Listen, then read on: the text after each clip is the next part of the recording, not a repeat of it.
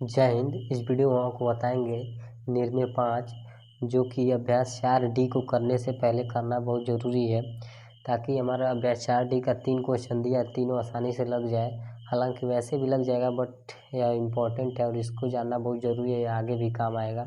ठीक है, तो हमारा निर्णय नंबर 5 क्या है? दिए गए रेखाखंड पर दिए हुए एक बिंदु से लंब खींचना। लंब मतलब 90 डिग्री का लंबे 90 डिग्री का होता है एक सीधी रेखा। ठीक है, दिए गए रेखाखंड पर दिए हुए एक बिंदु से लंब खींचना। इसमें दो कंडीशन बनते हैं, जब बिंदु रेखाखंड पर स्थित हो और एक होता है जब बिंदु रेखाखंड के बाहर स्थित हो। ठीक है, तो मान लीजिए जैसे कि यह दिया है, आप देख पा रहे होंगे।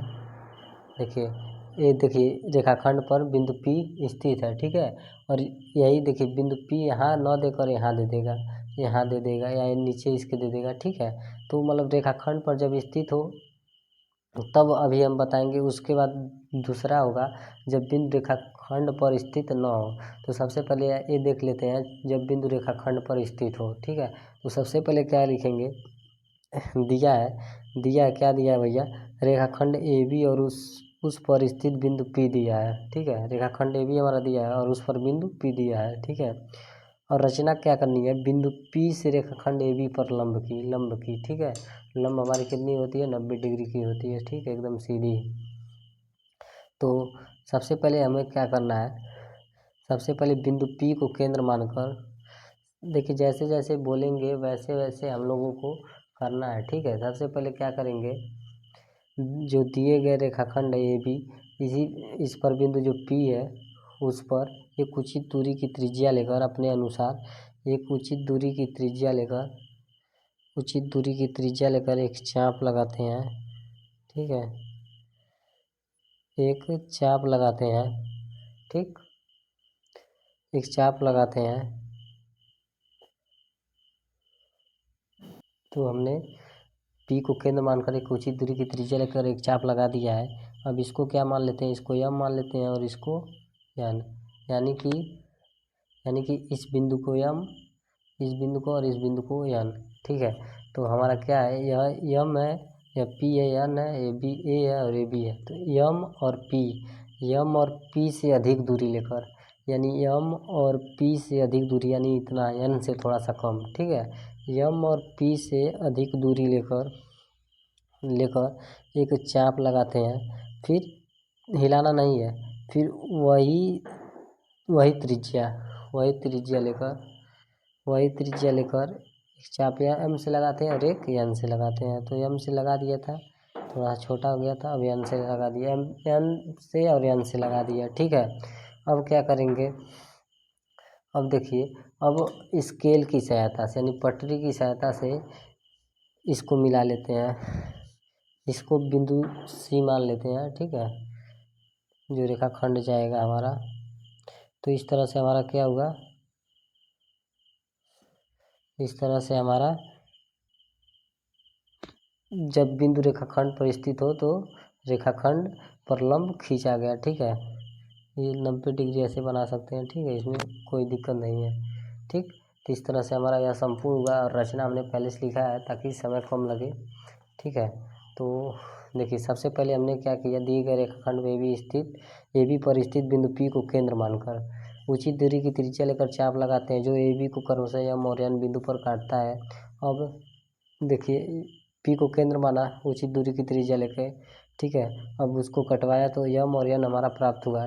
ठीक है, जो AB को क्रमशः M और N बिंदु पर काटता है। अब MP से अधिक दूरी लेकर M और P, जैसा कि हमने बताया, MP से अधिक दूरी यानी N से कम, MP से अधिक। ठीक है, दूरी लेकर MP से अधिक दूरी की त्रिज्या लेकर M और N दोनों बिंदु को चाप लगाते हैं जो परस्पर बिंदु C पर काटते हैं। अब C और P को मिलाते हैं, यही रेखाखंड CP दिए गए रेखाखंड AB पर बिंदु P से लंब है।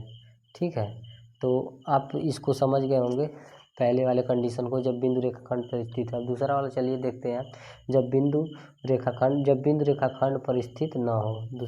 तो दूसरा वाला आप देख पा रहे होंगे, जब बिंदु रेखाखंड के बाहर हो, या ऐसे भी बोल सकते हैं जब बिंदु रेखाखंड पर स्थित न हो। ठीक है, ऐसे भी बोल सकते हैं। ठीक है, तो जब बिंदु रेखाखंड के बाहर हो, तो दिया है सबसे पहले रेखाखंड AB तथा इसके बाहर स्थित बिंदु P देख सकते हैं आप, रेखाखंड ए बी दिया और इसके बाहर बिंदु पी दिया है, ठीक है। अब रचना करनी है, रचना क्या करनी है, रेखाखंड ए बी पर बिंदु पी से लंब की, ठीक है। तो सबसे पहले हम लोग क्या करेंगे, पी को केंद्र मानकर इस ऐसा त्रिज्या लेना है, पी को केंद्र मानकर ऐसा त्रिज्या लेना है कि रेखाखंड ए बी को 2 बिंदुओं पर काटे, ठीक है। ए बी को कितने बिंदुओं पर काटे, 2 बिंदुओं पर काटे। तो चलिए पी को केंद्र मानते हैं, आप देख पा रहे होंगे, ठीक।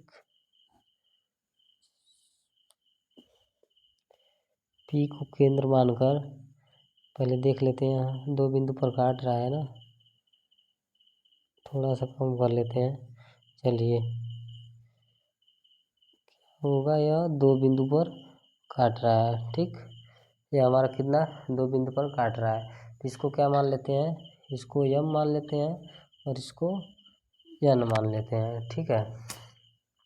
अब क्या करेंगे, अब देखिए यम और यन, यम यन, अब यमयन के आधे से अधिक, आधा यहीं कहीं आएगा, ये यम है और यह यन है, यमयन के यम, देखिए आधा यहाँ आएगा, आधे से अधिक लेना है, ठीक है। आधे से अधिक दूरी लेना है, ठीक। आधे से अधिक, देखिए यमयन के आधे से अधिक दूरी हमने ले लिया है। अब देखिए बिंदु P के विपरीत दिशा में, इस दिशा में नहीं काटना है, इस दिशा में चाप को नहीं लगाना है, ठीक है। यन को एक बार केंद्र मानकर, एक बार यम को केंद्र मानकर बिंदु P के विपरीत दिशा में चाप लगाते हैं, ठीक। हो गया हमारा। अब क्या करते हैं, अब इसको C मान लेते हैं, ठीक है। इसको क्या मान लेते हैं, C मान लेते हैं। अब P और C को अब देखिए ये जो बिंदु देखिए ये रेखाखंड ए बी से आधा है तो इसको D मान लेंगे, तो P और C को हम लोग मिला लेंगे,